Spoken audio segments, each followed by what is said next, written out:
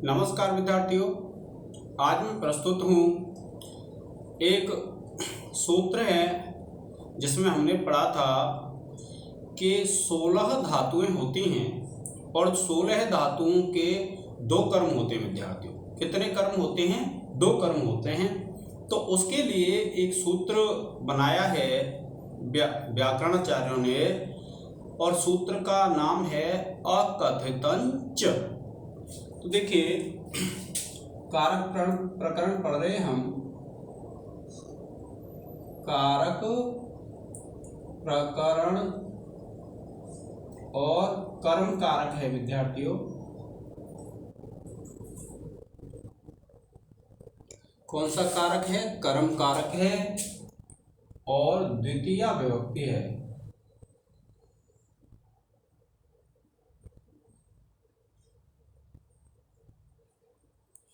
अब देखिए, यह सूत्र पढ़ा था आपने, कौन सा? अकथितञ्च।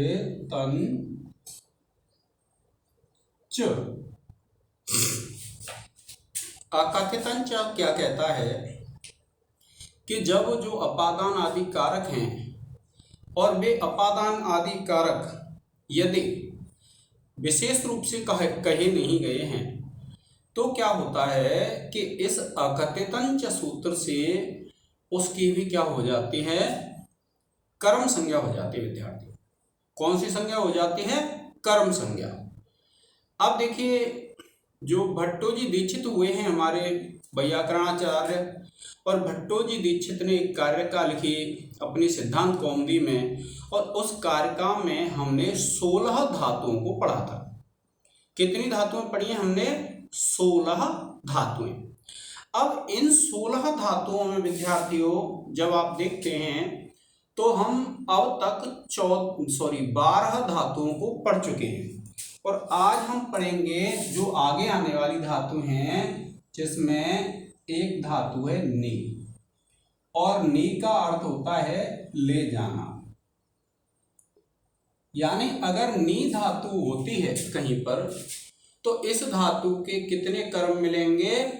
2 कर्म मिलेंगे विद्यार्थी। एक मूल कर्म होता है और दूसरा अप्रधान, और उस अप्रधान कर्म को ही हम क्या कहते हैं? अकथित कर्म कहते हैं। अब देखिए विद्यार्थियों कि कहते हैं ग्रामम अजाम नयति। एक वाक्य है कि गांव में बकरी को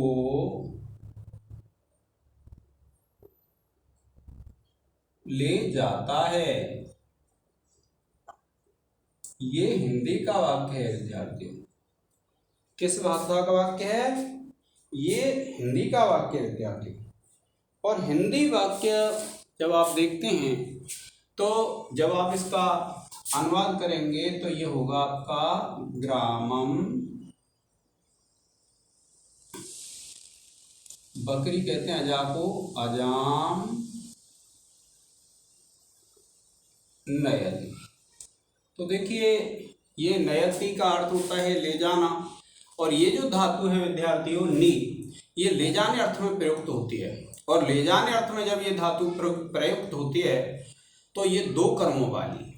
तो इसमें देखिए, एक कर्म तो है ये और एक कर्म है ये, क्योंकि मुख्य जो कर्म है बकरी को ले जाना, यह बात क्या है इसमें विद्यार्थियों? मुख्य है।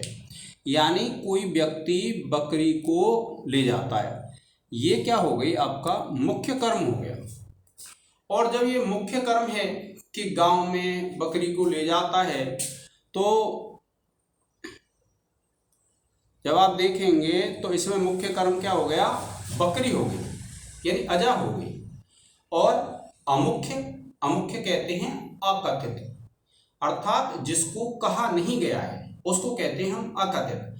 तो अकथित जो कर्म है वह कौन सा है विद्यार्थियों? इसमें ग्राम। तो अब आप देखेंगे ये तो हो गया आपका मुख्य कर्म, और ये हो गया आपका गौण कर्म। गौण या फिर इसको क्या कह देते हैं विद्यार्थियों?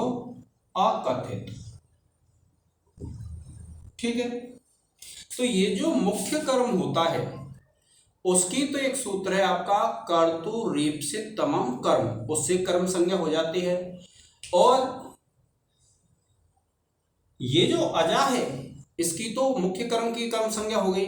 अब ये जो है ये गौण कर्म है, तो अकथितंच जो सूत्र है उससे इस गौण कर्म की क्या हो जाएगी, कर्म संज्ञा। वैसे तो आप देखेंगे क्या चिन्ह आ रहा है, में, अर्थात गांव में बकरी को ले जाता है। तो में जहां अर्थ होता है तो कौन सा कारक होता है, कारक होता है आपका अधिकरण कारक। किंतु यहां अविवक्षित है। अविवक्षित का तात्पर्य क्या है, यहां जो उद्देश्य है वह अधिकरण कारक को कहना नहीं है। यहां पर जो उद्देश्य है वह बताना है अकथितंच सूत्र की जो 16 धातु हैं, तो ये 13वीं धातु है। और इसके बाद देखिए जब आप इसकी स्पष्टीकरण लिखेंगे तो जैसे आप लिखेंगे स्पष्टीकरण,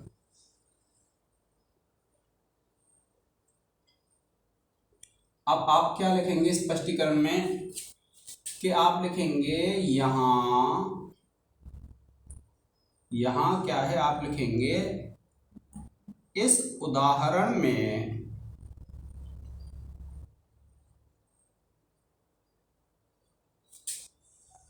नी धातु के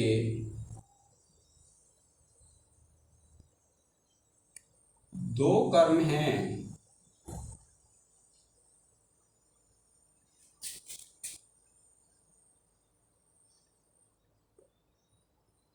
एक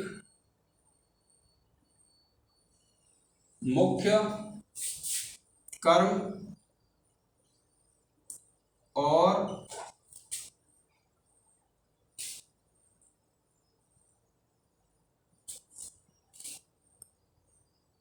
दूसरा गौण या अकथित कर्म।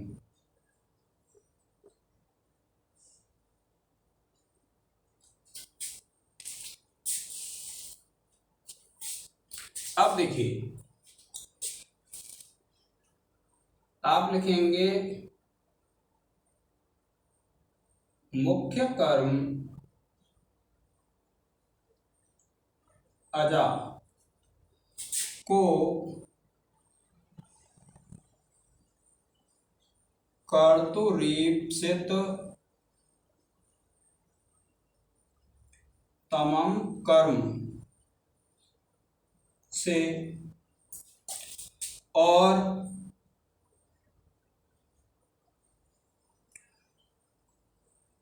ग्राम को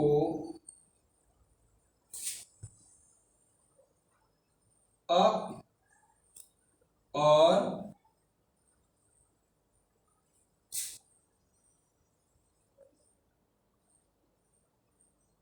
अकथित कर्म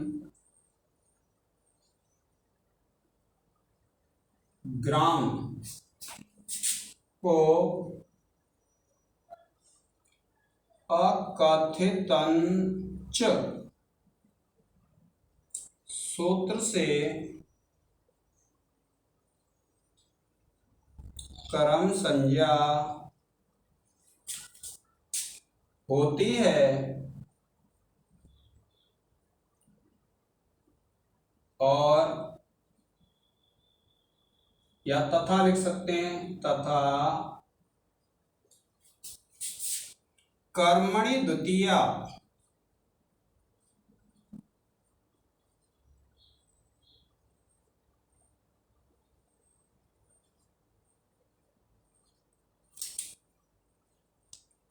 सूत्र से कर्म में द्वितीया विभक्ति लगती है।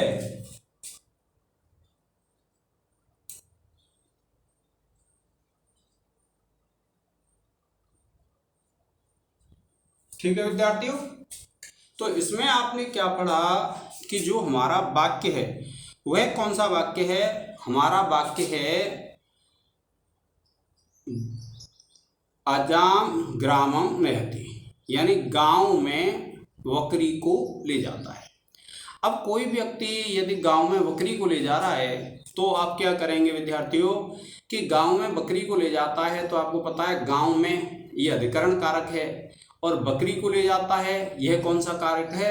यह कारक है विद्यार्थियों आपका अप्रधान गौण, या फिर हम उसको कह सकते हैं अकथित कारक। तो जो अकथित कारक होता है उसमें कौन सी विभक्ति आती है? उसमें विभक्ति आती है आपकी अकथितंच सूत्र से कर्म संज्ञा होती है और कर्मणि द्वितीया से उसमें द्वितीय विभक्ति का प्रयोग होकर के द्वितीय विभक्ति लगती है। आप इसका एक स्क्रीनशॉट ले लें।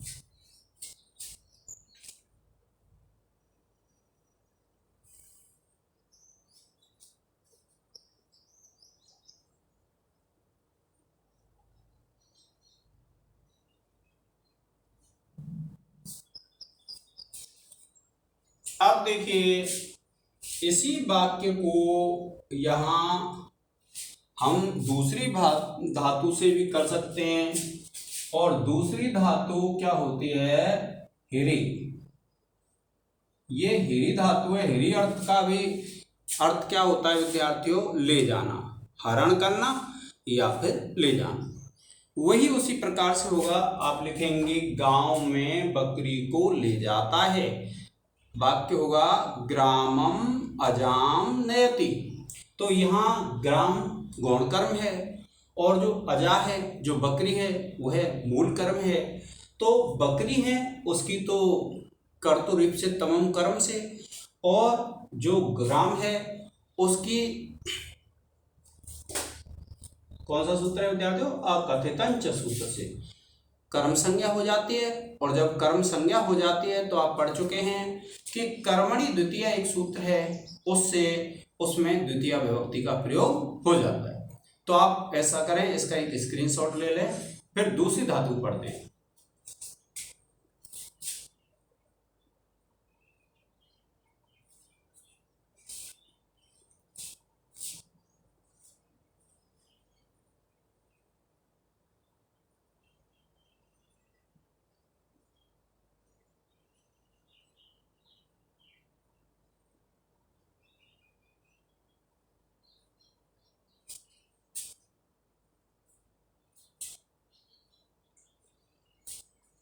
अब देखिए विद्यार्थियों, अगर हम इसको आगे बढ़ाते हैं तो हमारा वीडियो लंबा हो जाएगा, इसलिए आज के इस लेक्चर में यहीं विराम देंगे। आपको संस्कृत भाषा पढ़ने में अगर कहीं भी कोई समस्या आ रही है, वैदिक गणित आदि मैंने कभी पढ़े नहीं है इसलिए मुझे पता नहीं है, क्योंकि कुछ विश्वविद्यालय में वैदिक गणित चलता है तो हमारे विश्वविद्यालय में चलता नहीं था। पाली भाषा है, प्राकृत भाषा ये नहीं चलती थी। तो इनके अलावा जो साहित्य के विद्यार्थी हैं और जो व्याकरण के विद्यार्थी हैं, जिनको कोई भी समस्या अगर अध्ययन करने में आ रही है तो आप सभी से मेरा निवेदन है कि आप कमेंट्स बॉक्स में लिखें और जो भी आपको समस्या आ रही है उसका तुरंत समाधान प्राप्त करें। तो आज के इस लेक्चर में विद्यार्थियों इतना ही। जय हिंद, जय भारत।